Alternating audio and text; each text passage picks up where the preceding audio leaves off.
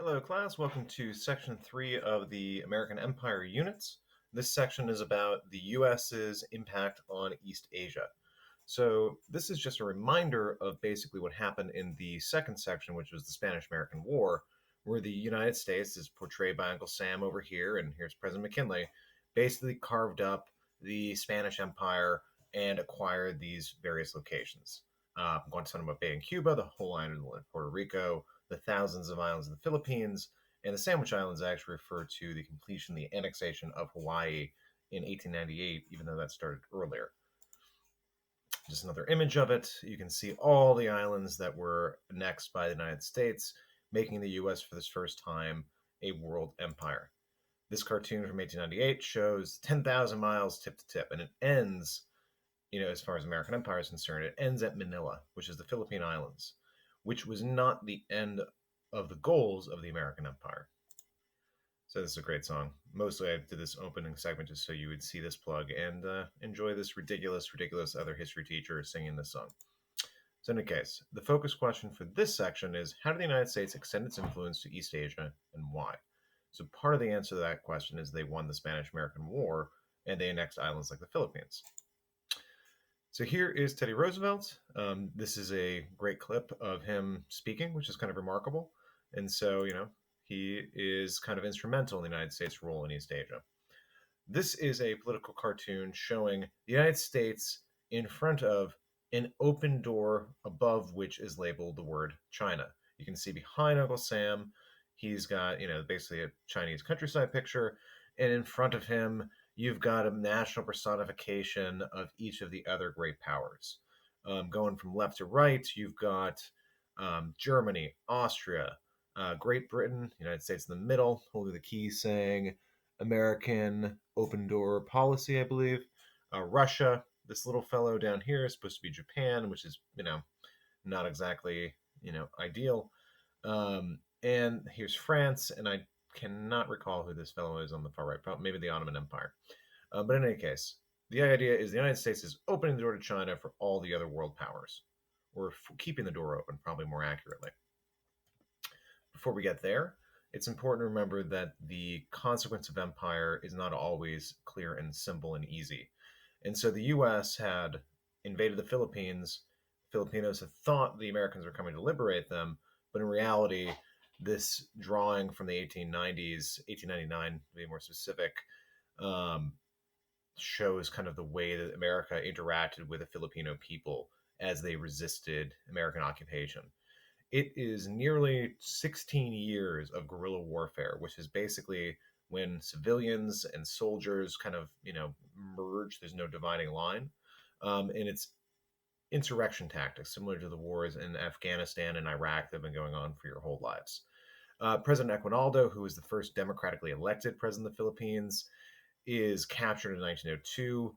There's torture used to find out where he is. It's a really dark war. Nearly 1 million Filipinos are killed. I tend to believe the higher estimates. This is the jungle. There are bodies dumped just in the woods as Americans burn down whole villages. Racism has a huge piece in this. We talked about social Darwinism in the last unit, and they're referred to as jungle N-words, as in some of the letters from American soldiers putting down this insurrection. The U.S. conquered.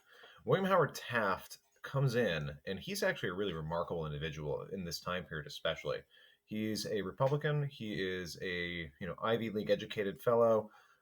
He's a future president, future Supreme Court justice, and he is explicitly not a racist. He actually is able to win over the trust of some of the Filipinos in the capital of Manila, the leadership in particular, the members of the clergy, the church, and kind of help put down the rebellion because he has an explicitly integrated governor's palace. His wife would dance with Filipino men who were seen as black in the United States, and this is a big scandal. And he does the same with Filipino women at various state balls. So the Filipino people love Governor Taft, and it doesn't change the fact that nearly 1 million people are killed, but it's the reason that guerrilla warfare doesn't continue longer than 1915 is this better governance of the Philippines under Taft, who also explicitly says that the goal is to get the Filipino people their own independence. But again, this is published in the Evening Standard. Kill everyone over the age of 10 is what this is referring to. And Americans genuinely murdered children because they were part of the Filipino insurrection against colonial rule. Torture, again, was used. This is waterboarding, and this is from Life magazine, 1902. So as part of the, and so basically this is a cartoon showing the great powers of Europe saying, oh, America, you're not actually better than us. And America is proving by their actions that they weren't actually better than the European powers. This is a concentration camp, just to make sure that we fully emphasize how brutal the occupation of the Philippines was. You can see the Filipinos are, these are guerrilla soldiers. And if you look carefully, you can see Americans standing in the background, basically guarding this whole situation. I can't spot any as we do record this video. Oh, there's a guy right back here. Kind of this one guy here sitting and watching all of these guys. And, they basically kept them in one spot, and many people starved in these camps. Why is the U.S. doing this? This cartoon already showed up, but the U.S. is doing this in order to export all of its industrial goods to China. It's hard for maybe you as a student now in 2020 to think, wait, the U.S. is shipping goods to China and the Chinese, are buying them from us. But that's very much the structure of the economy back then, and there are good reasons that that relationship changed in the modern era. So, the Chinese people do not enjoy being bullied by all of the European great powers. And there's probably the coolest rebel group ever, this name at least, the Righteous and Harmonious Fist Society, otherwise known as the Boxers, for they were martial artists and, traditional believers in traditional Chinese culture, are trying to deal with the fact that the Europeans have been doing to China what was done in countries like the Philippines, just in slower steps.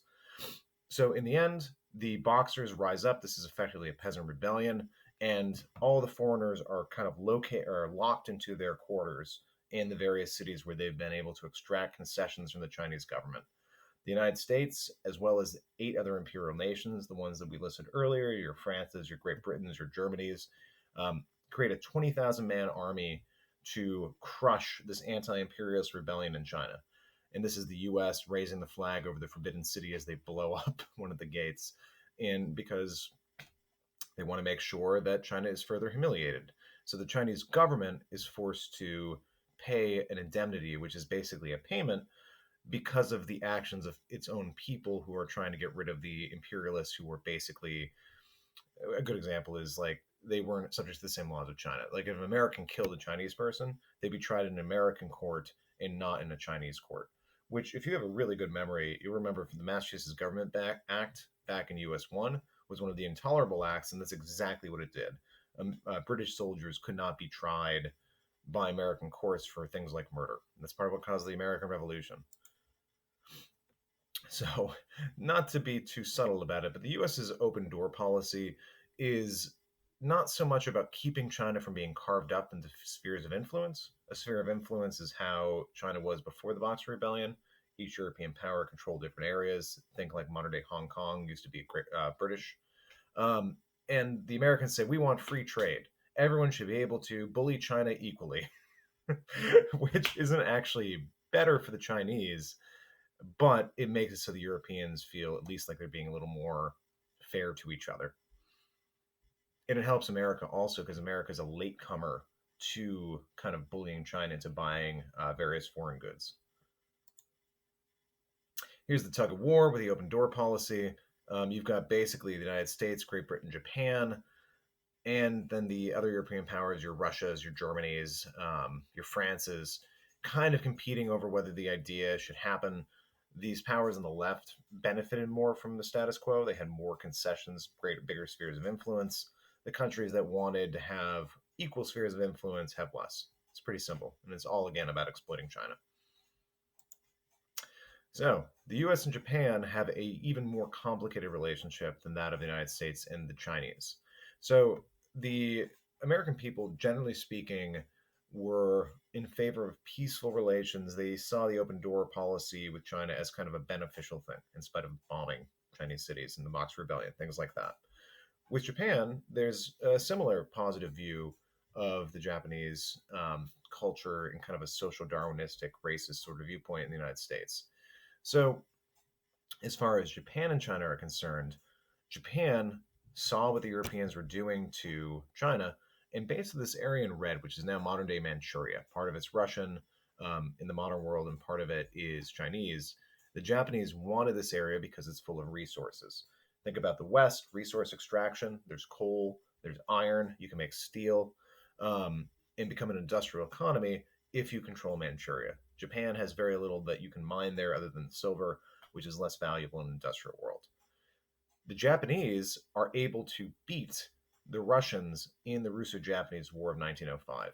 100,000 Russians get captured or killed. Port Arthur, which is basically the city of Qingdao down here in southern China, is captured by the Japanese.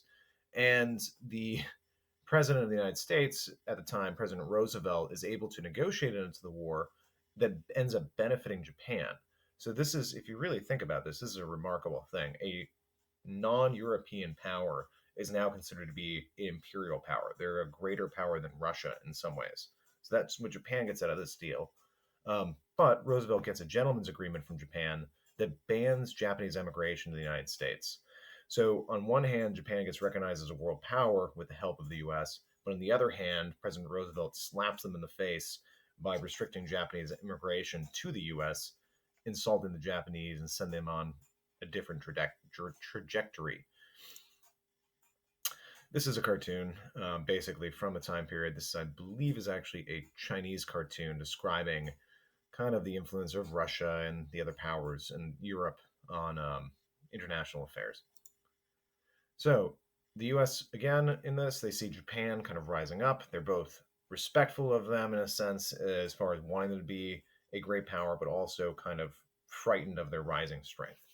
So specially painted battleships are created, called the Great White Fleet, and it's basically sent by the new president. Roosevelt becomes president after President McKinley dies of a assassination attempt at the World's Fair.